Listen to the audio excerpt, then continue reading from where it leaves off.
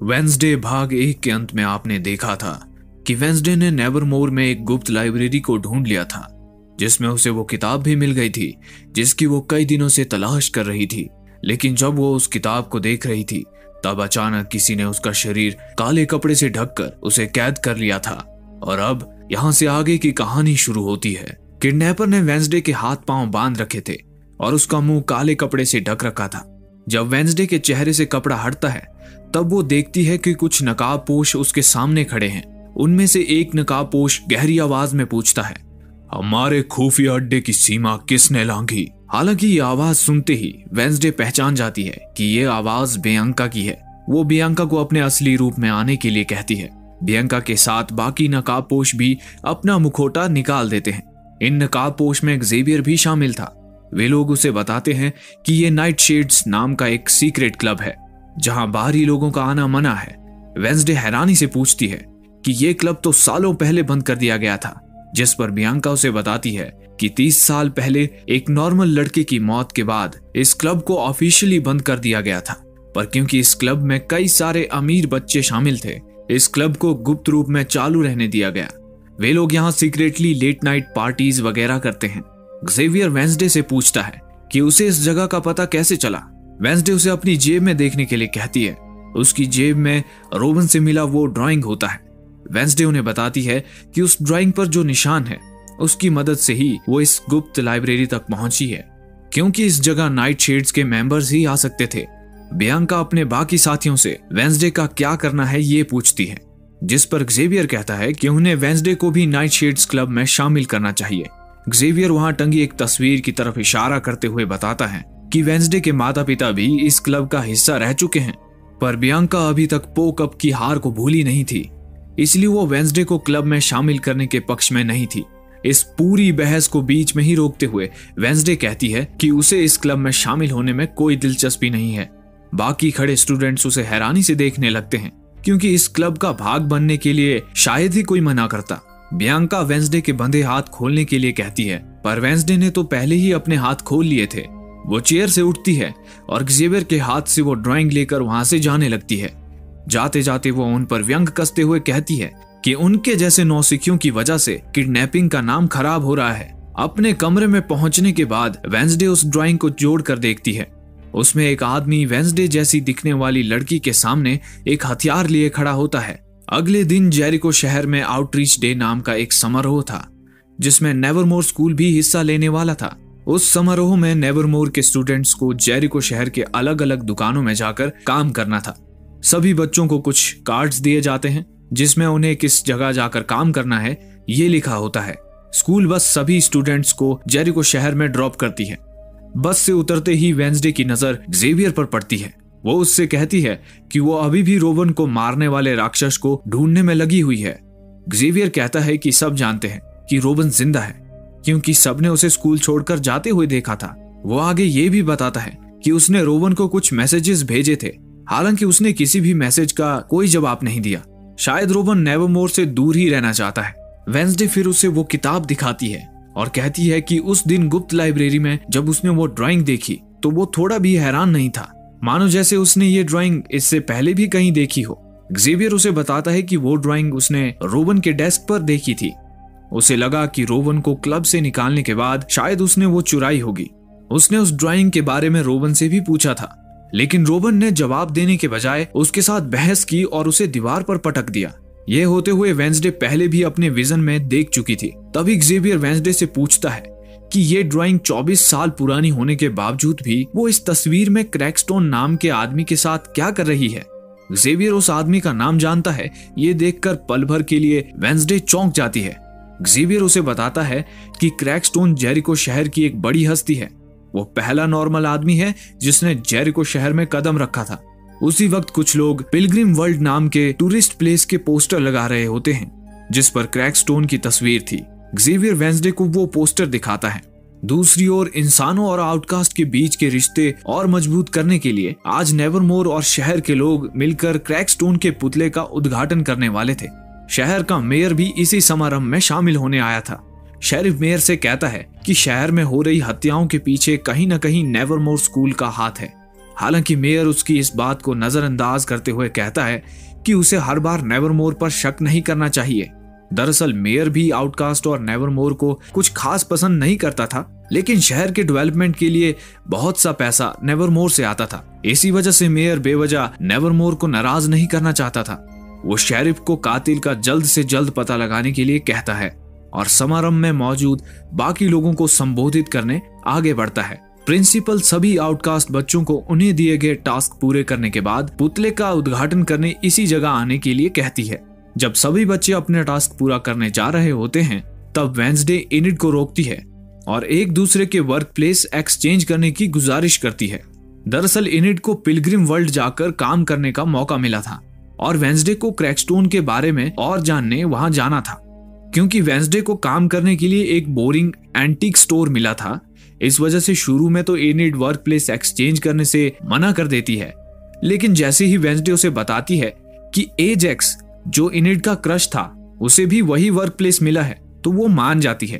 Pilgrim world में पहुंचने पर पिलग्रिम वर्ल्ड की केयरटेकर पिलग्रिम वर्ल्ड की 2 सबसे नायाब जगहों के बारे में बताती है, जिनमें से एक जगह होती है मीटिंग हॉल, जहां क्रैकस्टोन की कुछ चीजें रखी होती हैं।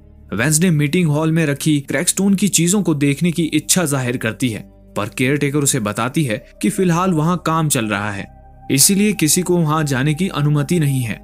इसके बाद केयरटेकर सभी बच्चों को टूरिस्ट्स को मिठाई बेचने के काम में लगा देती है। जहां सभी स्टूडेंट्स टूरिस्ट को मिठाइयां बेचने में लगे होते हैं, वहीं यूजीन उन मिठाइयों को अपने पेट में डालने में लगा हुआ था। तभी कुछ नॉर्मल लड़के उसे ये सब करते हुए देख लेते हैं और उसे परेशान करने लगते हैं। ये वही लड़के थे जो इससे पहले कॉफी शॉप में वेंसडे से पिट चुके थे। यूजीन ने इतनी मिठाई खाई होती है कि वो उनमें से एक लड़के पर उल्टी कर देता है।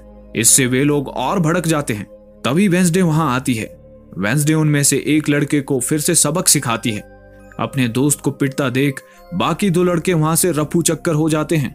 वेंसडे यूजीन के कपड़े साफ करती है। वो कहती है कि यूजीन को देखकर उसे उसके भाई पग्सली की याद आती है। इसके बाद वेंसडे यूजीन को लेकर मीटिंग हॉल के पास जाती है। वेंसडे यूजीन को बाहर नजर रखने के लिए कहती है और खुद मीटिंग हॉल के अंदर जाती है। मीटिंग हॉल के अंदर जाने के बाद थिंग एक तस्वीर की तरफ इशारा करता है। वो तस्वीर पुराने मीटिंग हॉल की थी। वेंसडे उस तस्वीर को देखकर दंग रह जाती है, क्योंकि 400 साल पुरानी इस तस्वीर में वही लड़की थी जिससे वेंसडे ने अपने विजन में बात की थी। उस लड़की के हाथों में एक काली किताब भी थी। वेंसडे को वो किताब उसी कमरे में एक कांच की पेटी में रखी दिखाई देती है। हालांकि जब वेंसडे उसे खोलती है तो उस किताब को नकली पाती है। तभी पिलग्रिम वर्ल्ड की केयरटेकर गुस्से से बिलबिलाते हुए अंदर आती है। वो वेंसडे को तुरंत वहां से बाहर जाने के लिए कहती है। वेंसडे उससे असली किताब के बारे में पूछती है। जवाब में केयरटेकर उसे बताती है कि कुछ दिनों पहले असली किताब चोरी हो गई थी।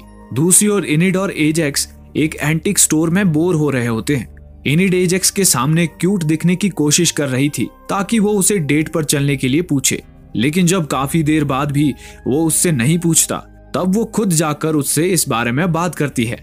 दरअसल एजेक्स एक गॉर्गून है। गॉर्गून्स वो आउटकास्ट होते हैं जिनके पास किसी को भी पत्थर में बदलने की शक्ति होती है। गलती से कहीं वो किसी को पत्थर में ना बदल दे, इस डर से गॉर्गून्स दूसरे लोगों से ज्यादा मेल जोल नहीं रखते। लेकिन इनिड के उसे पूछने पर वो भी इनिड के प्रति अपनी प्रेम भावना का इजहार करता है। दोनों रात में एक जगह मिलने का तय करते हैं। इसी बीच एक आदमी इनिड की नजरों से बचकर उस दुकान से कैमरा चुराता है। उधर वेंसडे टाइलर से मिलने कॉफी शॉप गई थी। वहां उसे एक्जेवियर मिलता है। एक्जेवियर को उस कॉफी शॉप में काम करने का टास्क दिया गया था। जैसे ही एक्जेवियर को पता चलता है कि वेंसडे टाइलर से मिलने आई है, वो नाराज हो जाता है। वो उससे कहता है कि उसने उसे पहले भी टाइलर से दूर रहने के लिए कहा था, पर वेंसडे उसकी बातों को नजरअंदाज करती है। तभी टाइलर वहां आता है। वेंसडे टाइलर से पुराने मीटिंग हॉल का पता पूछती है। वेंसडे अपने साथ एक नक्शा भी लेकर आई थी। टाइलर उसे नक्शे में वो जगह दिखाता है। साथ ही उसे बताता है कि वो जगह आवारा लोगों का अड्डा बन चुकी है। हालांकि वेंसडे को इससे कोई फर्क नहीं पड़ता और वो वहां से मीटिंग हॉल की तरफ जाने के लिए निकल जाती है।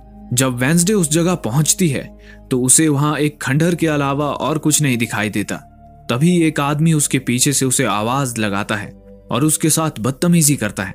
ये वही आदमी था जिसने दुकान से कैमरा चुराया था। वेंसडे थिंग को उसकी बदतमीजी का जवाब देने के लिए कहती है। थिंग से डरकर वो आदमी वहां से भाग जाता है। थिंग वेंसडे को उस जगह को छूकर देखने के लिए कहता है, इस उम्मीद में कि शायद उसे कोई विजन दिखाई दे। वेंसडे उस जगह कई जगह छूकर देखती है, लेकिन उसे कोई विजन नहीं दिखाई देता। पर तभी जैसे ही वो एक दीवार को छूती है, उसे एक विजन दिखाई देता है। वो देखती है कि क्रैकस्टोन उसी की तरह दिखने वाली लड़की को मार रहा होता है। क्रैकस्टोन उसे गुडी एडम्स नाम से बुलाता है। वेंसडे समझ जाती है कि वो उसी की पूर्वज है। क्रैकस्टोन ने सभी आउटकास्ट्स को एक कमरे में बांध रखा था। वो गुडी को भी उस कमरे के अंदर बंद करता है और अपने साथियों को उस मकान में आग लगाने के लिए कहता है। अंदर गुडी अपनी मां को छुड़ाने की कोशिश करती है, लेकिन क्रैकस्टोन ने सबको लोहे की जंजीरों से बांध रखा था। उसकी मां उसे वहां से भाग जाने के लिए कहती है। गुडी उस कमरे से भाग जाती है।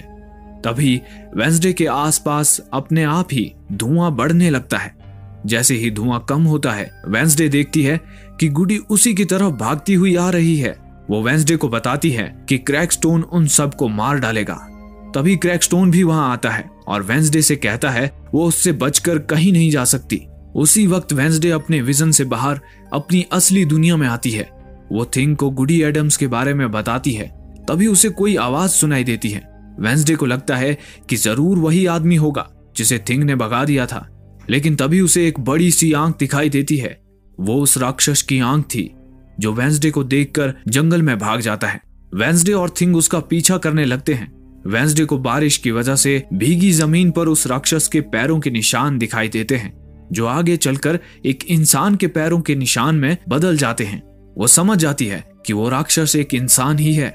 उसी वक्त ज़ेवियर वहां आता है। वेंसडे ज़ेवियर से पूछती है कि वो यहाँ क्या कर रहा है। ज़ेवियर उसे बताता है कि कॉफी शॉप में उसने सुन लिया था कि वो इस पुराने मीटिंग हाउस जा रही है, इसलिए वो यहाँ आ गया। वेंसडे उसे जो भी उसे पता चला है सब बताती है, पर ज़ेवियर उसे समझाने की कोशिश करता है कि साइकिक शक्तियां हमेशा सही चीजें नहीं दिखाती। कई बार जो कुछ वो देखते हैं वो गलत भी हो सकता है। ज़ेवियर ये सब इसलिए कह पा रहा था क्योंकि उसके पिता के पास भी वही शक्तियां हैं जो वेंसडे के पास है। पर वेंसडे को उसने जो कुछ देखा था उस पर पूरा भरोसा था।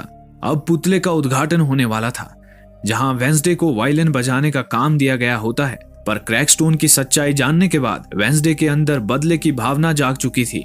वो थिंग की मदद से बीच समारोह में क्रैकस्टोन के पुतले को एक धमाके के साथ आग लगा देती है। देखते ही देखते वो पुतला गलने लगता है। सब लोग इधर उधर भागने लगते हैं। वहीं दूसरी ओर वेंसडे इस घटना का मजा लेते हुए आराम से वायलिन बजा रही थी। प्रिंसिपल समझ जाती है कि हो ना हो इस धमाके में वेंसडे का ही हाथ है। वो बाद में वेंसडे को डांटती भी है, हालांकि वेंसडे इस बात से साफ इनकार कर देती है। दूसरी ओर पुराने मीटिंग हॉल में कैमरा चोरी करने वाला आदमी अपने कैमरे को देख रहा होता है। तभी वो राक्षस आकर उसका खात्मा कर देता है। कैमरा उसके हाथ से नीचे गिरते ही उसकी और राक्षस की तस्वीरें खींच लेता है। गर्ल्स हॉस्टल में एनिड आज एजेक्स के साथ डेट पर जाने वाली थी। वो वेंसडे को उसे गुड लक कहने के लिए कहती है, जिस पर वेंसडे अपने ही अंदाज में उसे कहती है कि अगर उसने तुम्हारा दिल तोड़ा तो वो उसे तोड़ देगी। पर आज सच में एनिड का दिल टूटने वाला होता है, क्योंकि नहाने से पहले एजेक्स हमेशा आईने को तौलिए से ढक लेता था ताकि उसके सिर पर जो सांप है उन्हें देखकर वो खुद भी पत्थर ना बन जाए। लेकिन जब वो नहा रहा होता है तब तौलिया आईने से फिसल कर नीचे गिर जाता है। जैसे ही एजेक्स बाथरूम से बाहर झांकता है, वो अपने ही सांपों को देख लेता है और पत्थर बन जाता है। पर यह बात एनिड को पता नहीं थी। गुस्से में वो बाहर तोड़फोड़ मचा देती है। ये रात अपने साथ कई सारी पहेलियां बुनने वाली थी। बॉटनी टीचर को चुपके से उस गुप्त लाइब्रेरी के अंदर जाते हुए दिखाया जाता है। प्रिंसिपल को एक किताब का पन्ना फाड़ते हुए दिखाया जाता है, जिस पर वेंसडे की मां की कॉलेज के दिनों की तस्वीर छपी हुई थी। उधर ज़ेवियर को जंगल में एक कमरे से बाहर आते हुए दिखाया जाता है। उसके गले पर किसी जानवर के पंजे के निशान थे। इस एपिसोड के अंत में पुलिस पुराने मीटिंग हॉल में छानबीन कर रही होती है। शेरिफ को उस आदमी का चुराया हुआ कैमरा मिलता है, जिसमें उस राक्षस की तस्वीरें होती हैं। और इन पहेलियों के जवाबों को अगले एपिसोड के लिए छोड़कर ये एपिसोड यहीं समाप्त हो जाता है।